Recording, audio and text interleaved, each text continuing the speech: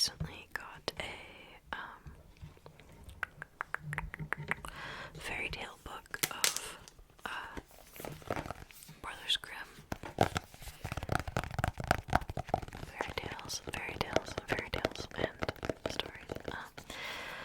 And I bought it specifically because I thought it would be a good idea if I could do a series of reading these to you guys, like a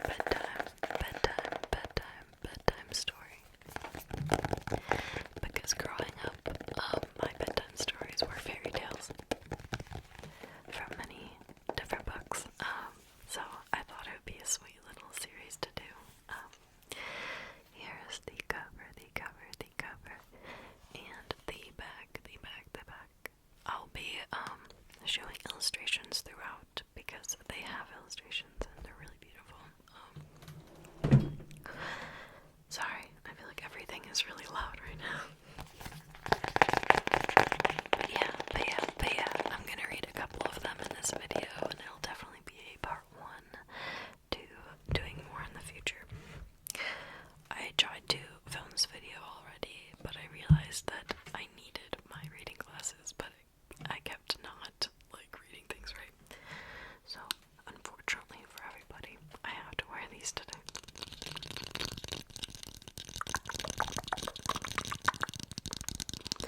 I actually needed glasses for distance and for close-up.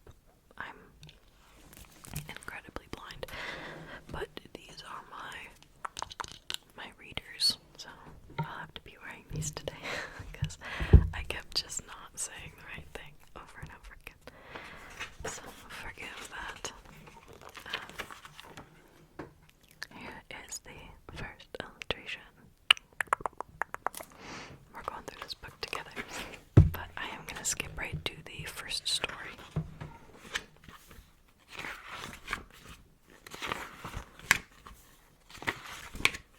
Okay.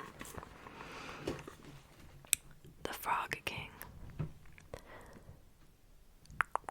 Let me get comfy, hold on. Let's all get comfy. Alright.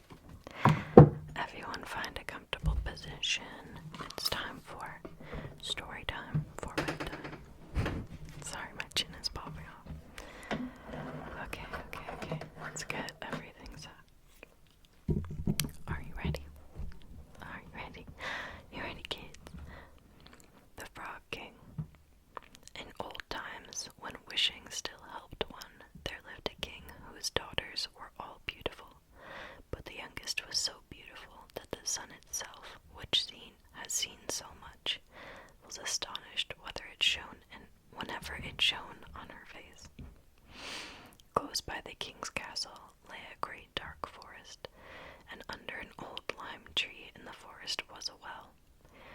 When the day was very warm, the king's child, see, I'm just guessing because I can't see. Sorry. The king's child went out into the forest and sat down by the side of a cool fountain. And when she was bored, she took a golden ball and threw it up on high and caught it. This ball was her favorite plaything. Now it so happened that on one occasion the princess's golden ball did not fall into the little hands which she held up for it, but on the ground beyond, and rolled straight into the water. The king's daughter followed it with her eyes, but it vanished, and the well was deep, so deep, that the bottom could not be seen. On this she began to cry, and cried louder and louder, and could not be comforted. And when she thus lamented, someone said to her, "What ails thee, king's daughter? Thou weepest so that even a stone would show pity." She looked round to the side from whence the voice came, and saw a frog stretching forth its thick, ugly head from the water. "Ah, an old water splasher, is it thou?" said she. "I am weeping for my golden ball which has fallen into the well." "Be quiet and do not weep," answered the frog. "I can help thee, but what wilt thou give me if I bring thy plaything up again?" "Whatever thou wilt have, dear frog," said she, "my clothes, my pearls, my jewels, and even the frog answered, I do not care for thy clothes, thy pearls and jewels, or thy golden crown, but if thou wilt love me... Oh shit.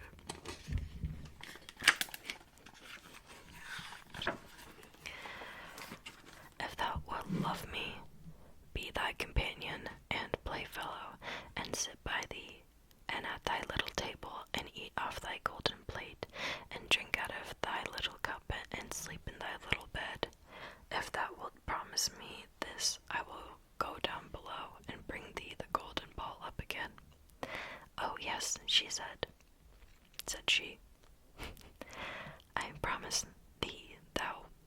I promise thee all thou wishes. Oh, goddamn. Hold on. I promise thee all thou wishest, if thou wilt but bring me my ball back again. She, however, thought, How the silly frog does talk. He lives in the water with the other frogs and croaks, and can be no companion to any human being. But the frog, when he had received this promise, put his head into the water and sank down, and in a short while came swimming up again with the ball in his mouth, and threw it on the grass. The king's daughter was delighted to see her pretty plaything once more, and she picked it up and ran away with it. Wait, said the frog. Take me with thee. I can't run as thou canst. But what did it avail him to scream his croak after her, as loud as he could? She did not listen to it, but ran home, and soon forgot the poor frog, who was forced to go back into his well again. The next day, when she had seated herself at the table with the king and all other courtiers, and was eating from her little golden plate, something came creeping, splish splash, up the marble staircase, and when it got to the top, it knocked at the door and cried, Princess, youngest princess, open the door for me. She ran to see who was outside, but when she opened the door, there sat the frog in front of it. Then she slammed the door to, in great haste, sat down at the dinner table, and was quite frightened. The king saw plainly that her heart was beating violently, and said, My child, what art thou so afraid of? If there perchance a giant outside who wants to carry thee away? Ah, no, replied she, it is no giant, but a disgusting frog. What does a frog want from thee? Ah, dear father, yesterday, as I was in the forest sitting by the well, playing, my golden ball fell into the water, and because I cried so, the frog brought it out again for me, and because he insisted on it, I promised him he should be my companion, but I never thought he would be able to come out of his water, and now he's outside there and wants to come in to me. In the meantime it knocked a second time and cried, Princess, youngest princess, open the door for me. Dost thou not want what thou saidst to me yesterday by the cool waters of the fountain? Princess, youngest princess, open the door for me. Then said the king, That which thou hast promised must thou perform. Go and let him in. She went and opened the door. The frog hopped in and followed her step by step to her chair. There he sat and cried, Lift me up beside thee. She delayed until at last the king commanded her to do it.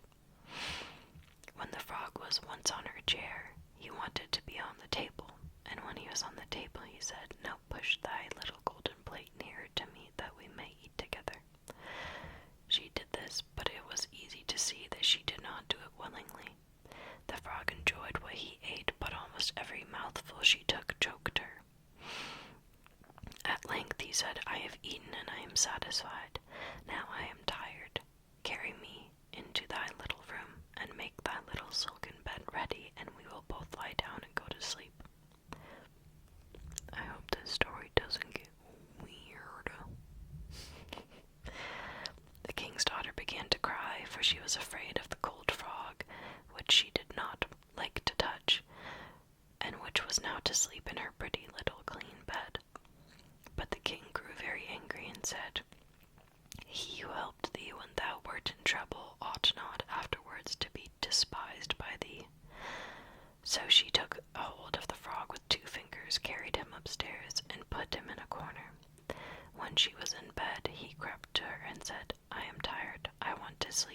tellest thou? Lift me up, or I will tell thy father. Damn, he's threatening now. Then she was terribly angry and took him up and threw him with all her might against the wall. Now thou wilt be quiet, odious frog, she said. But when he fell down, he was no frog, but a king's son with beautiful kind eyes. He, by her father's will, was now her dear companion and husband. Then he told her how he had been bewitched by a wicked witch, and how no one could have delivered him from the well but herself, and that tomorrow they would go together to his kingdom. Then they went to sleep. The next morning, when the sun awoke them, a carriage came driving up with 8 white horses, which had white ostrich feathers on their heads, and were harnessed with gold chains. And behind stood the young king's servant, faithful Henry. Faithful Henry had been so unhappy when his master was changed into a frog that he had caused the iron bands to be laid around his heart, lest it should burst with grief and sadness. The carriage was to conduct the young king to his kingdom. Faithful Henry helped them both in and placed himself behind again, and was full of joy because of his deliverance. And when they had driven a part of the way, the king's son heard a cracking behind him, as if something had broken. So he turned around and cried, "Henry, the carriage is breaking." "No, master, it's not the carriage, it's the band from my heart, which was put there in my great pain when you were a frog and imprisoned in the well." Again, and once again, while they were on their way, something cracked. Each time the king's son thought the carriage was breaking, but it was only the bands which, springing from the heart of faithful Henry, because his master was set free and happy.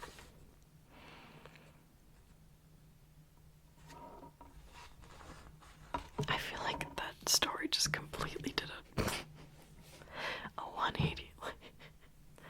That did not make any sense at the end there.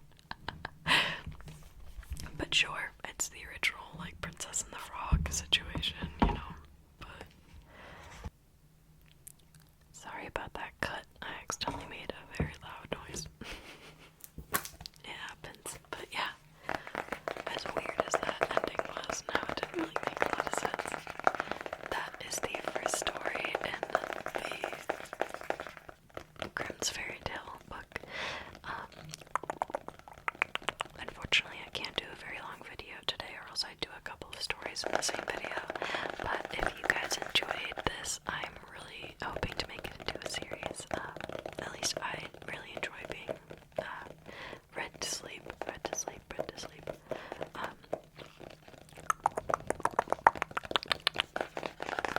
So I hope that you guys enjoy it too.